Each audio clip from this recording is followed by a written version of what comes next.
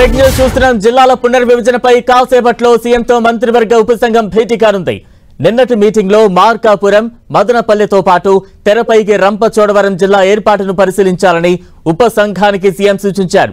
Rampachodavaram, Chintur revenue డివిజన్లను తూర్పుగోదావరి జిల్లాలో కలపాలన్న ప్రతిపాదనకు ప్రత్యామ్నాయంగా కొత్త జిల్లా ఆలోచన చేస్తున్నట్టు తెలుస్తోంది.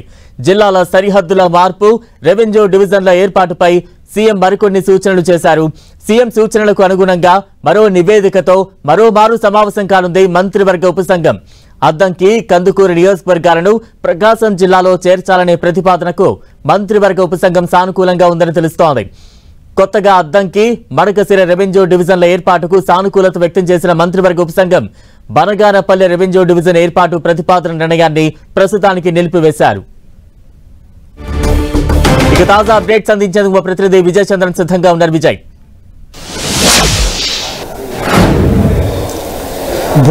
జిల్లాల పునర్విభజనకు సంబంధించి మంత్రివర్గ ఉపసంఘం పలుమార్లు సమావేశం కావడం జరిగింది. నిన్న జరిగినటువంటి మంత్రివర్గ సమావేశంలో పలు కీలకమైన నిర్ణయాలు తీసుకుని ఒక నివేదికను చంద్రబాబు నాయుడుకు ఇవ్వాలని చెప్పేసి నిర్ణయం తీసుకున్నారు. అయితే దానికి సంబంధించి చంద్రబాబు నాయుడు మరికొన్ని సూచనలు చేయడంతో పాటు ఈ రోజు మరుసటి రోజు కలుద్దామని చెప్పేసి ఆయన ఆదేశాలు జారీ చేశారు. దీనితో నిన్న జరిగినటువంటి సమావేశం కాకుండా ఈరోజు నేరుగా సీఎం చంద్రబాబు నాయుడుతో మంత్రివర్గ ఉపసంఘం సభ్యులు సమావేశం కానున్నారు.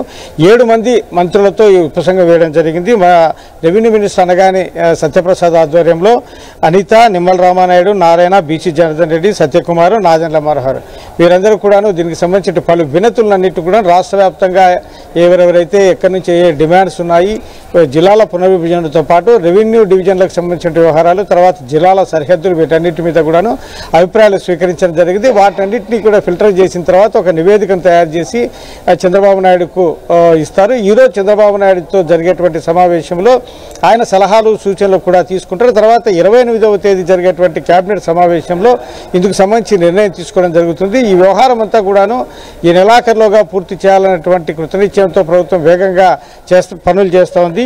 ఇప్పుడు చూస్తే కనుక కొత్తగా 3 జిల్లాలు ఏర్పాటు చేయాలని చెప్పేసి మంత్రివర్గ ఉపసంఘం ఒక నిర్ణయం తీసుకున్నట్లుగా మనకు సమాచారం అందుతూ ఉంది. అంటే మార్కాపురము, మదనపల్లి, రంపచోడవరము వీటికి సంబంధించినటువంటి కొత్త జిల్లాలను ఏర్పాటు చేయాలని చెప్పేసి నిర్ణయం తీసుకోవడంతో పాటు ఈ నూజివీడు ప్రస్తుతం అది ఏలూరు జిల్లాలో ఉంటుండగా విజయవాడకు దగ్గరగా ఉన్నందువలన ఎన్టీఆర్ జిల్లాలోకి మార్చాలనేటువంటి డిమాండ్స్ ఉన్నాయి. దానికి సంబంధించి కూడా నిర్ణయం తీసుకున్నారు. వీటితో పాటు గన్నవరం సంబంధించినటువంటి ఇది కృష్ణా జిల్లాలో ఉన్నా కూడా ఇది ఎన్టీఆర్ జిల్లాలో పక్కనే ఉంది కాబట్టి ఏదైనా రాకపోకలకైతేనేమి తర్వాత ప్రజలకు జిల్లా హెడ్ క్వార్టర్ అందుబాటులో ఉండేందుకోసం అని చెప్పేసి ఎన్టీఆర్ జిల్లాలోకి మారుస్తేనే బాగుంటుందని చెప్పేసి ఒక నిర్ణయానికి కూడా రావడం జరిగింది. ఇదే డిమాండ్స్ కూడా ప్రజల నుంచి రావడం జరిగింది. వీటితో పాటు ఈ పెనమలూరుకు సంబంధించి ఇది కృష్ణా జిల్లా ఉంటుండగా ఎన్టీఆర్ జిల్లాలోకి మార్చాలి వద్దా అనే దాని మీద అయితే సుదీర్ఘంగా చర్చలు జరుగుతాయి. దీని మీద భిన్నాభిప్రాయాలు వ్యక్తమవుతున్నాయి.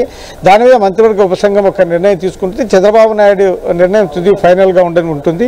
తర్వాత ఈ తూర్పుగోదావరి జిల్లాకు సంబంధించినటువంటి సరిహద్దుల మీద కూడా చర్చ జరుగుతూ ఉంది. ఈ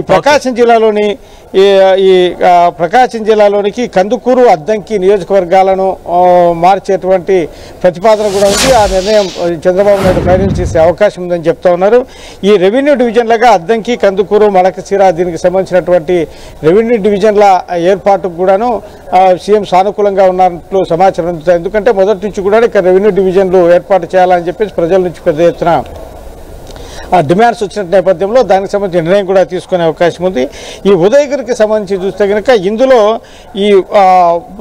ఉన్నటువంటి మండలాలు 3 రెవెన్యూ డివిజన్ల పరిధిలోకి వస్తున్నాయి కాబట్టి దీనివలన చాలా పాలనాపరమైనటువంటి ఇబ్బందులు ప్రజలు ఎదుర్కొంటూ ఉన్నారు.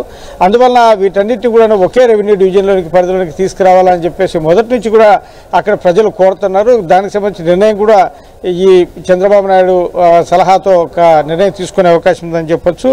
ఇప్పుడు ఉన్నటువంటి ఈ రెవెన్యూ డివిజన్లు ఈ 77 ఉంటుండగా వాటికి మరో 4 కలిపి 81 రెవెన్యూ డివిజన్లు అవుతాయి అని చెప్పేసి ఒక సమాచారం అందుతోంది. అయితే ఈ రెవెన్యూ డివిజన్లను ఇంకా పెంచుతారా, దానికి సంబంధించిన నిర్ణయాలు ఏ విధంగా ఉంటుంది అనేది ఈ రోజు అయితే ఒక పిక్చర్ వచ్చే అవకాశం అయితే ఉందని చెప్పొచ్చు. Right, thank you Vijay.